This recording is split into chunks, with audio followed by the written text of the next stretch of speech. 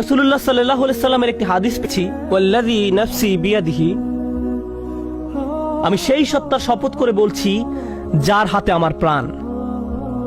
আল্লাহ রাসূল সাল্লাল্লাহু আলাইহি সাল্লাম কোনো শপথ করা ছাড়াই যা ইচ্ছা বলতে পারতেন, কিন্তু তিনি সর্বপ্রথম আল্লাহর নামে শপথ করেছেন, কারণ তিনি এখন যা বলতে যাচ্ছেন নিশ্চয়ই তা আশ্চর্যজনক কোনো বিষয়। তিনি বলেন, ইন্না মাসালাল মুমিন কামাসালিন নাহলা, ঠিক মৌমাছির মতো।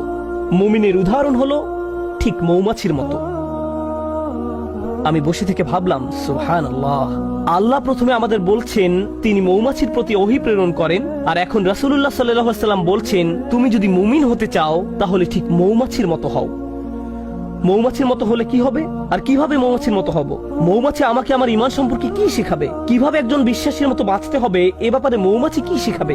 ব্যাপারটা এতই সিরিয়াস যে আল্লাহ রাসূল সাল্লাল্লাহু আলাইহি ওয়াসাল্লাম প্রথমে আল্লাহর নামে শপথ করেছেন, তারপর এই কথা বলেছেন।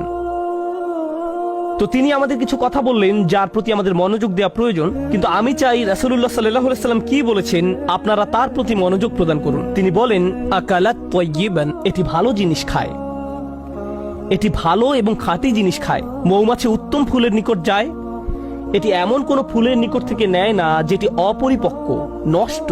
এটি এমনকি এমন কোন ফুলের নিকটও যায় না, গন্ধ শুকে এটি বুঝে ফেলে অন্য মৌমাছি ইতোমধ্যে এই ফুলের কাছ থেকে নিয়ে গেছে। এটি নতুন, পরিষ্কার, খাঁটি একটি ফুলের নিকট যায়।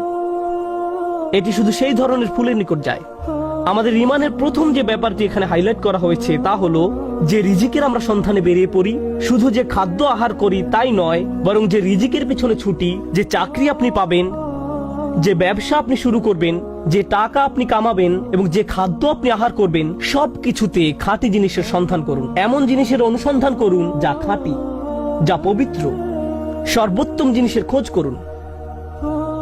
আর জানেন তো, মৌমাছি সবচেয়ে ভালো ফুল না পাওয়া পর্যন্ত খুঁজতে থাকে। তাই আমাদেরও সেরাটা অর্জন করতে হবে। ফালিয়ুতকিনহু, একজন মুমিনের দৃষ্টিভঙ্গি এমনই, তার উচিত দক্ষতা অর্জন করা। আপনাদের সবাই যখন কিছু করবেন তাতে দক্ষতা অর্জন করুন। আপনার উচিত সেরা হওয়া, এটাই মৌমাছি করে। সে সেরা ফুলের সন্ধানে থাকে, এটাই মৌমাছি করে। এটাই প্রথম শিক্ষা। তারপর তিনি বলেন, অওয়াদাআ তাইয়িবান, এটি উত্তম উপায়ে বসে। যেভাবে এটি ফুলের উপর বসে তা খুব সুন্দর। ব্যাপারটা ভালো এবং খাঁটি। আর আপনাকে এ সম্পর্কে গবেষণা করতে হবে। মৌমাছি নিয়ে গবেষণা না করলে তো এটা আপনি জানতে পারবেন না। মৌমাছি নিয়ে অধ্যয়ন করলে জানতে পারবেন তারা শুধু সে ফুলের কাছেই পরাগ নিয়ে যায় যে ফুলের পরাগ দরকার। মৌমাছি যখন কোনো ফুল থেকে মধু নিতে যায়, তারা ওই ফুল থেকে মধু নিবে না যদি না তারা ওই ফুলকে আরো বেশি কিছু দেয়। তারা একে জীবন দিবে, পরাগ দিবে। আমাদের সবার জীবনে বিভিন্ন রকম সম্পর্ক রয়েছে, ঠিক যেমন মৌমাছির ফুলের সাথে সম্পর্ক আমাদের প্রত্যেকের সম্পর্ক রয়েছে।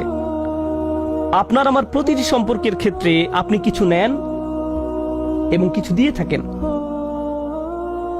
আপনার বিবাহের ক্ষেত্রে আপনি কিছু দিয়ে থাকেন এবং কিছু নিয়ে থাকেন।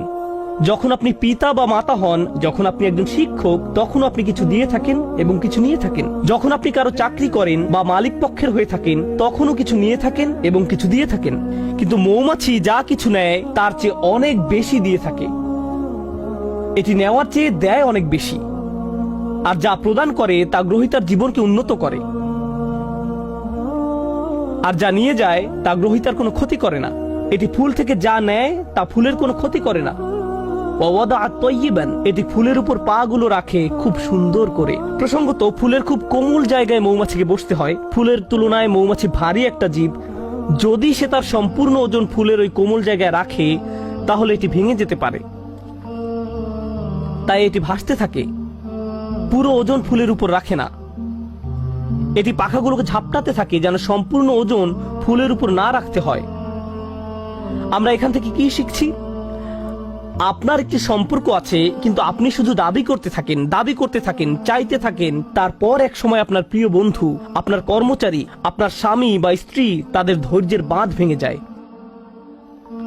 আপনার কিছু জিনিস দরকার, হ্যাঁ আমি একমত, কিন্তু অতিরিক্ত নিতে যাবেন না। তাদেরকে এমন চাপে ফেলবেন না যে তারা ভেঙে পড়বে। আর যদি কিছু চান তাহলে বেশি করে প্রদান করুন। তার জন্য কিছু নিয়ে আসুন, তারপর দাবি করুন। আর যখন চাইবেন কম করে চান, জাস্ট যতটুকু দরকার, যতটুকু প্রয়োজন। তাহলে ওয়াদাআ তাইয়িবান, আচ্ছা এটা সুন্দরভাবে বসে, ভালো একটি জায়গা খুঁজে নিয়ে বসে, এটা সুন্দরভাবে আহার করে। এর আরেকটি উপকার হলো যদি অন্য কোনো মৌচাকের মৌমাছি পাশ দিয়ে অতিক্রম করে এবং দেখে যে একটি মৌমাছি এই ফুল থেকে আহার করছে, তখন সে এখানে এসে কোনো ঝামেলা বাঁধায় না। কারণ যদি দুইটি আলাদা মৌচাকের মৌমাছি একটি ফুলের উপর গিয়ে বসে, তখন ফুলের ক্ষতি হয়ে যায়, এর আর পরাগায়ন হয় না, ফুলটি এর ফলে মারা যায়। তাই মৌমাছি ব্যাপারটা বুঝতে পারে, সে জানে যে এই ফুলের সাথে ওই মৌচাকের সম্পর্ক গড়ে উঠেছে, আমার আর এর কাছে যাওয়া উচিত নয়, এবং গন্ধ শুঁকে বুঝতে পারে। এরপর সে অন্য আরেকটি ফুলের নিকট যায় যাকে স্পর্শ করা হয়নি এখনো। আর আমরা কি করি? কেউ একটা দোকান খুললো, আরেকজন দেখে ভাবলো ভালো ব্যবসা, আমারও ঠিক একই রকম একটা দোকান দিতে হবে রাস্তার ওই পাশে, আর ওই লোকের সব কাস্টমার নিয়ে যায়। যখনই কোনো কাস্টমার ওই ব্যক্তির দোকানে যেতে নেয়, এই ভাই এদিকে আসেন, আপনাকে একটা জিনিস দেখাই। আমরা কি করি? আরো শত শত জায়গা আছে যেখানে আমি দোকান দিতে পারি, আল্লাহ রিজিক প্রশস্ত, আমাকে তার প্লেটের ভাত নিজের প্লেটে তুলে নিতে হবে না, কিন্তু এটাই আমরা করি। মানুষ এমন কৃপণের কৃপণ। আমি এমন মুসলিম চাকরিজীবীর কথা জানি যারা অনেক টাকা কামায়, আমি এমন ডাক্তারদের কথা জানি যারা যথেষ্ট টাকা আয় করে, তারপর হয়তো কোনো মেডিকেল কলেজের ছাত্র যে হাসপাতালে ইন্টার্নশিপ খুঁজছে, আর এই ডাক্তার তার জন্য সুপারিশ করে না, কারণ হয়তো 5 বছর পরে সে আমার চেয়ে বেশি আয় করবে। আমি এটা চাই না। এভাবে আমরা একে অন্যকে সাহায্য করতে চাই না। অথচ একজন বিশ্বাসীর মনোভাব হওয়া উচিত ছিল এরকম, আচ্ছা সে তার রিজিক এখানে আয় করছে, আমার উচিত অন্য কোনো জায়গায় যাওয়া, আমার তার রিজিকে ভাগ বসানোর দরকার নেই, পুঁজিবাদী সমাজের মতো গলা কাটার দরকার নেই। আপনি এই দুনিয়াতে অন্য মানুষের রিজিক দখল করে নিজের টাকা আয় করতে আসেননি। আমি শুধু আমার লাভ বুঝি, আমি এছাড়া অন্য কিছু বুঝি না। সুবহানাল্লাহ। আর নবী সাল্লাল্লাহু আলাইহি সাল্লাম বলেন, ওয়াকাআত ফালাম তাকসির, এটা বসে কিন্তু ভেঙে ফেলে না, এটা দাবি করে এবং নিজেরটা নেয় কিন্তু ভাঙে না, এটা নেয় সর্বোত্তম পন্থায়। আহার করার কি এক মহৎ পন্থা, বাঁচার কি এক মহৎ পন্থা। আমাদের ক্ষেত্রে ব্যাপারটা শুধু টাকার সাথে জড়িত নয়, সম্পর্কের ক্ষেত্রেও এমনটা ঘটে।